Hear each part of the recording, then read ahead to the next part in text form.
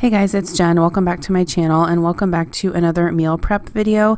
If you're new to my channel, in these videos I like to show you what I meal prep during the weekend to help us out during the upcoming work week. So I'm a full-time working mom. My husband works full-time outside the home. Also, we have two kids. Kira is 9 and Connor is 6. And so these are the things that I'm going to make this weekend. So to start out, my mother-in-law recently had surgery and I wanted to take them a meal. So I'm starting out making some lasagna, which is a great freezer meal. I have some ground beef in my pan along with some olive oil, some chopped pepper, onion, and garlic. Since I'm making a double batch, I'm also going to add some ground Italian sausage. So a lot of times when I'm making a large batch of lasagna, I just like to mix ground beef and sausage together. I think it just gives it a better flavor. So once that is combined, you just want to continue to break it up as small as you can with a spoon. Normally I use a mix and chop from Pampered Chef to saute my ground beef, but it was actually in the dishwasher. So I did the best I could with a wooden spoon, and then I'm going to go ahead and drain that off. If I was just using ground beef and it was lean, I probably wouldn't have to drain it, but since I added some Italian sausage, I definitely wanted to make sure that I got all the grease out. So I'm just doing that in the sink with some hot water running. And then I'm going to go ahead and add 2 cans of tomato sauce that I had in the pantry. You can use any kind of tomato sauce for this. Just use your favorite spaghetti sauce. These just happen to be some cans of pasta sauce that I got on sale and I wanted to use them up. So while your tomato sauce is simmering away, I went ahead and boiled a large pot of salted water. I'm going to add 2 boxes of lasagna noodles. Now these are the kind that technically you don't have to boil. I always prefer to boil mine because I find if I don't boil them, they soak up too much of the sauce and it makes my lasagna really dry. So I just actually boiled those for about 5 minutes. I added a little bit of olive oil to keep them from sticking. Connor is trying to help me, but I'm telling him it's very hot. So I just go ahead and lay those out in a single layer on a cookie sheet so that they can cool without sticking together. And then between them, I'm going to go ahead and put some parchment paper. I just like to do this so that they can cool off enough to handle so I can go ahead and assemble the lasagna. Now while I'm doing this, again, my tomato sauce is simmering away. You just want to go ahead and add seasoning to taste. So to mine, I added some extra garlic, some extra Italian seasoning, a little bit of sugar, and some salt and pepper.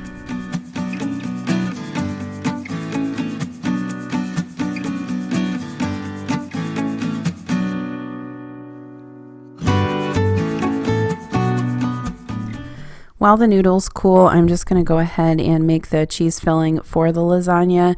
So I'm going to go ahead and apologize in advance. I've made this lasagna so many times that I really don't have a recipe anymore, but I will leave a link to the original recipe that I first used a long time ago. I believe it was a Betty Crocker recipe, but I'll find it online and post it. So for my cheese filling, I prefer to mix ricotta and cottage cheese. I think it just gives it the best texture, in my opinion. So I added both of those, 1 beaten egg, some Italian seasoning, Parmesan cheese, salt, pepper, and just any herbs that I wanted to add to it to give it an Italian flavor. So I think I used like basil, thyme, and oregano. And then I'm going to go ahead and assemble these in some freezer pans. So one of these will actually go to my in-laws and one of them I'm going to put in the freezer for us to have in the next couple weeks for dinner. So how I like to assemble this is just put a spoonful of sauce in the bottom of each pan to make sure that the noodles don't stick. You layer in your lasagna noodles, layer your cheese mixture on top of that, some additional meat sauce, and then you'll add some mozzarella cheese. I'm just using the pre-shredded kind from Costco. And then basically just repeat your layers over and over again until your pans are full. So this can be frozen, like I said, and then basically when you want to make it, you can thaw it out in the refrigerator and just bake it at about 400 until it's nice and bubbly and cooked through. The meal that I ended up giving them, they actually cooked that night, so they didn't have to worry about thawing it out or anything like that.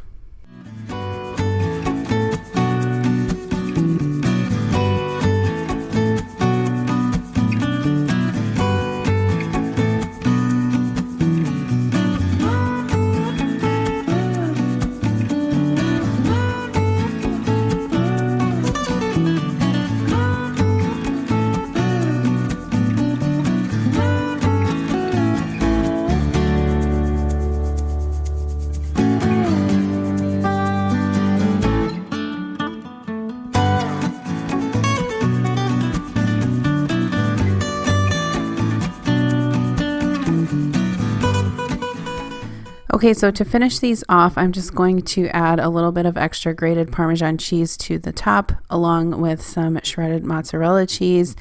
I love cooking food for people. It's like the one way, not the one way, but one of the ways that I like to show my love for people is to cook food for them. So if you are sick or something, just think how awesome this would be to have this delivered to your doorstep. You wouldn't even have to think about dinner, just pop it in the oven. So again, here are my 2 lasagnas.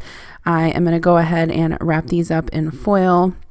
The one that we are keeping, I just went ahead and put that out in the deep freeze. And like I said, I will use that in the next couple weeks for dinner one night. And then the one that I took to my or to Adam's parents, I just labeled the top of it. I didn't know if they were going to cook it that night or not, but I still like to label things. So I just wrote lasagna on the top and then cook it 400, for 40 minutes covered, and then take the foil off and cook it the last little bit. And so the cheese browns up. Okay, so I also wanted to send them some garlic bread. So I just got some garlic cheese bread from the store. Since it's just the 2 of them, I didn't think they would need to use a whole package. And so I just put 6 pieces of that in another one of those foil containers. I actually get those foil pans at Costco. They are super economical and I love having them on hand for this or to make my own freezer meals. So again, I'm just going to write the instructions on the top of that, and then they can bake that with their lasagna. So the last thing that I wanted to send with them was a salad kit. So they actually had these garden salads on sale at Hy-Vee this week for 88 cents. And so I just got a bag of that. I'm putting about 2 portions in a Ziploc bag. I'm adding a couple of packets of Greek dressing. I got those at Aldi. And then I'm adding a little Ziploc bag of croutons and a little bag of tomatoes. So then they will have some salad, some garlic bread, and some lasagna for dinner.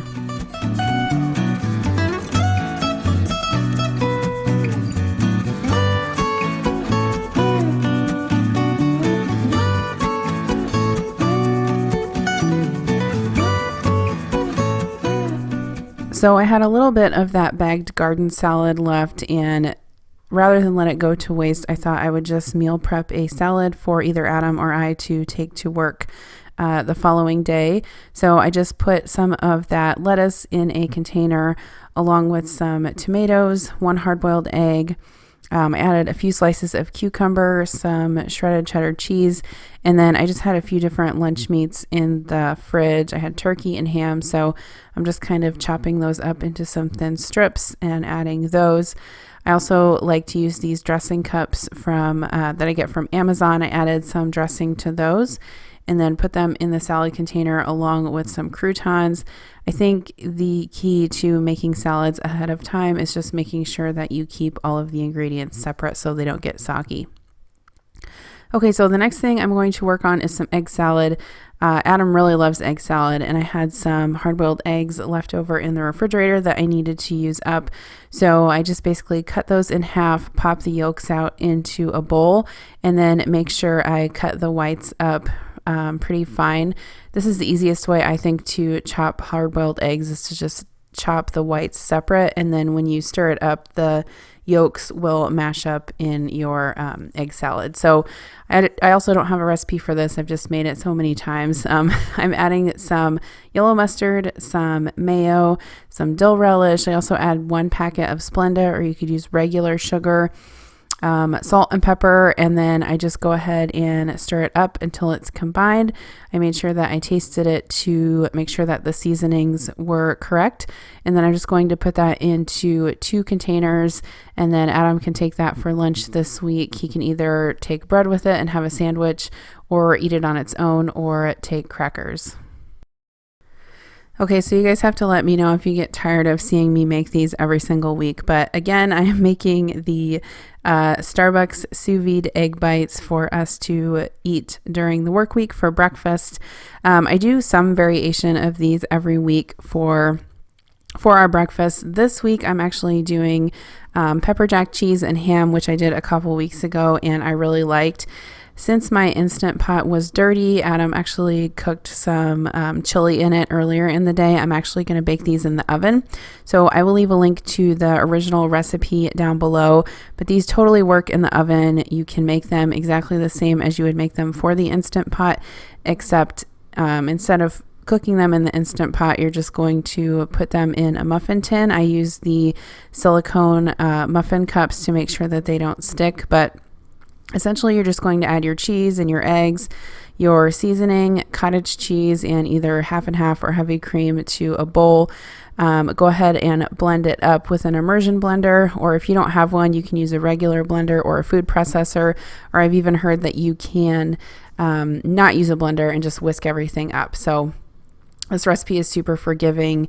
It's not super technical. It turns out delicious every time. So I went ahead and sprayed my silicone muffin cups, and then I just chopped up my ham, and I'm adding those to the muffin cups, and then I'll go ahead and pour the egg mixture over top of them. This is the easiest way, I think, to make sure that the ham is evenly distributed. And you can go ahead and fill these up to the top. They puff up while they're in the oven, but then after they cool, they shrink down a little bit. So once I get that all evenly poured over, I'm just going to take my extra shredded cheese and sprinkle that over the top, and then I will pop those in the oven. Keep in mind, you can use any variation of meats and cheeses that you want for this recipe. You can use sausage or bacon and whatever kind of shredded cheese that you want. So for the oven method, I'm going to cook these at 400 degrees for 15 minutes, and then here is what they look like when they come out of the oven. I'm just going to let these cool before I pop them out of the muffin cups. These are really good. We like to eat them for breakfast. Sometimes I eat them with avocado or guacamole. Adam likes to heat them up and eat them with hot sauce. So then once these are cool, I'll just go ahead and put them into some containers, and then they will be ready for us during the week.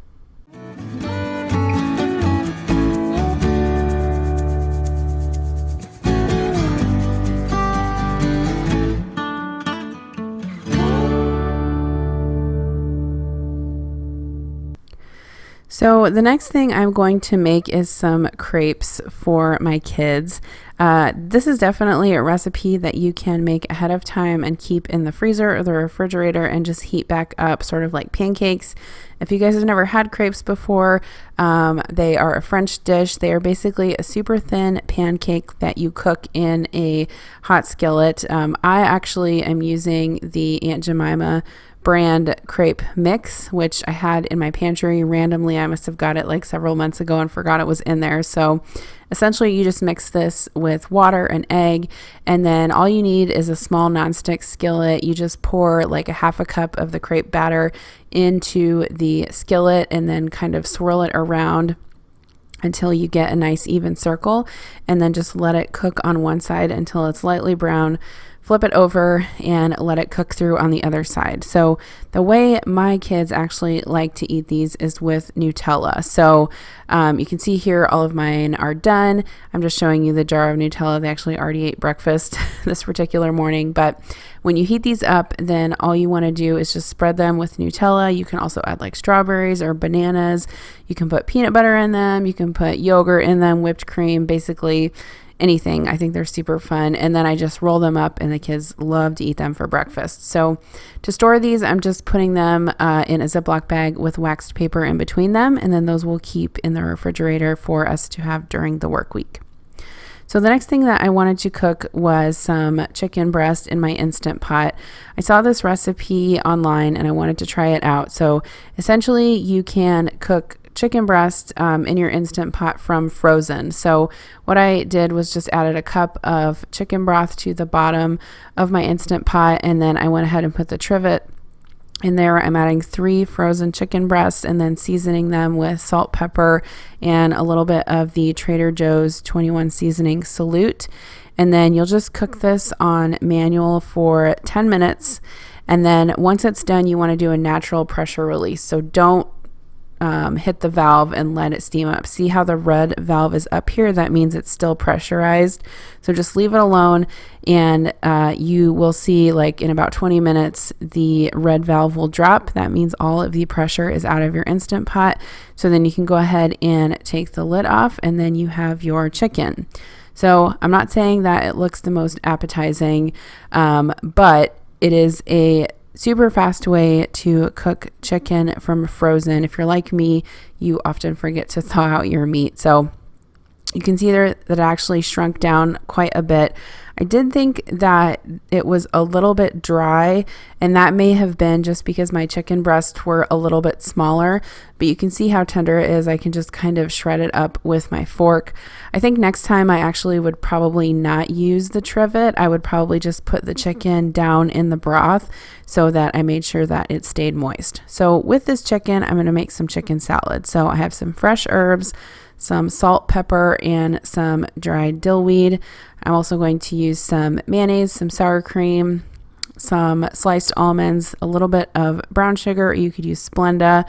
Again, the cooked chicken, some grapes, some milk just to thin out the dressing a little bit, along with some lemon juice and some celery. So this recipe is loosely based on the Pioneer Woman's recipe for chicken salad, and I will leave a link to that in the description box below. But again, this is something that I've just made a lot, and so I know exactly what I like in it and sort of the ratios that I like to have. So I just chopped up my herbs, put those in the bowl. I'm going to go ahead and chop my celery up really fine. I like to slice it lengthwise into 4 pieces and then cut it crosswise so the pieces of celery are really tiny. I'm not a huge fan of raw celery, but I like it in like chicken salad and tuna salad if it's cut up really fine. So to the bowl, I'm also going to add some mayo and some sour cream. If you wanted to use plain Greek yogurt instead of sour cream, you could do that as well.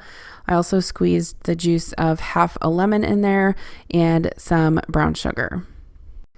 Then you can just season that with salt and pepper and dill and go ahead and mix up your dressing until it is well combined.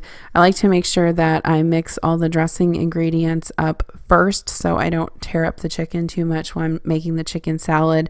And then next, I'm just going to slice up my grapes. I'm cutting those into 3 or 4 pieces per grape. You can actually just slice them in half as well.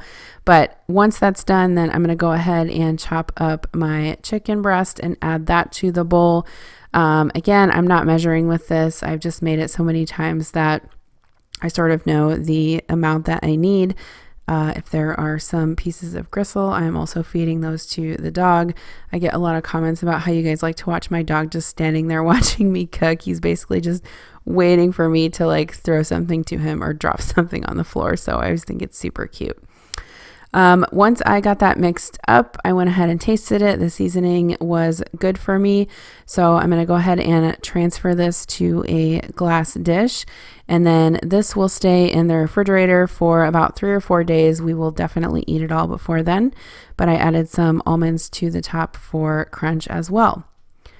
So the next thing that I'm going to work on is washing my produce, especially for apples. My kids love to eat them, but I like to make sure that they are all washed up so that they can conveniently grab them out of the fruit bowl in case they are hungry.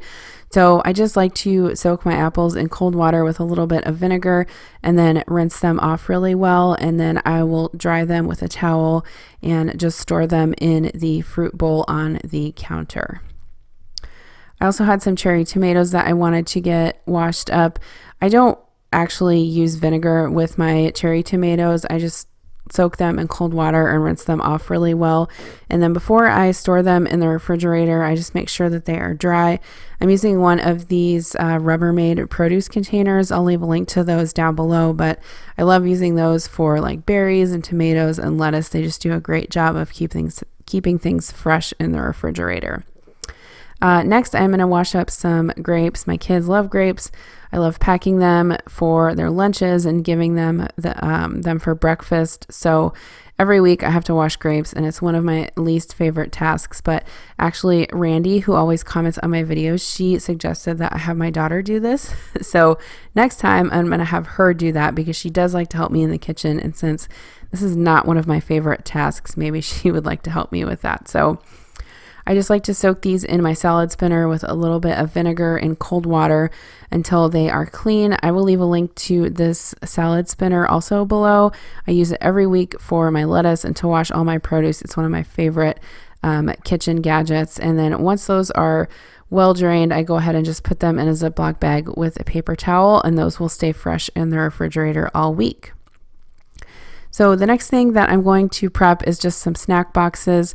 So I had this cheese that I actually got a few weeks back from Costco. This is the Beecher's cheese, which if you're familiar with their flagship store, I believe they have one in New York maybe, and then I know they have one in Seattle. I've actually been to the one in Seattle before. They make really good mac and cheese with this cheese, but anyway, they randomly had it at Costco and it was really good. They had samples of it. And so I'm just basically taking half of this and cutting it up into cubes. You can see that it's really crumbly, which means that it's a really good cheddar cheese. So in some containers, I put the cheese cubed up along with some cubed up turkey sticks. And then in my other divided containers, these are the Sistema brand. I'm going to add some pepperoni and cheese to one side. And then on the other side, I'm going to add some cashews, some almonds, and then some glazed walnuts. So I love to have these available in the refrigerator. We can grab them on the way to work for a quick snack, or the kids can have them for a snack also if they are headed to soccer or swim practice or something like that. So for the rest of the cheese, I'm just going to wrap that in wax paper and store that in the refrigerator for a later use. Okay, so the last thing I'm going to prep is some carrots and hummus. I got this pineapple jalapeno hummus from Hy-Vee over the weekend when I got groceries. It is really good. So I'm just putting that in some dip containers, and then I will go ahead and have up some baby carrots. These were actually pretty big baby carrots, so I went ahead and cut them in half. But basically, I'm just going to take these and put them in some Ziploc bags along with the hummus cups. And then this will be also another quick snack that we can take to work. I just love having things like this in the fridge on hand. It saves so much money, and it's just such a better option than grabbing a bag of chips or a candy bar or something like that when you're hungry at work. So I'm just going to get finished chopping these up, and then I will show you everything that I made.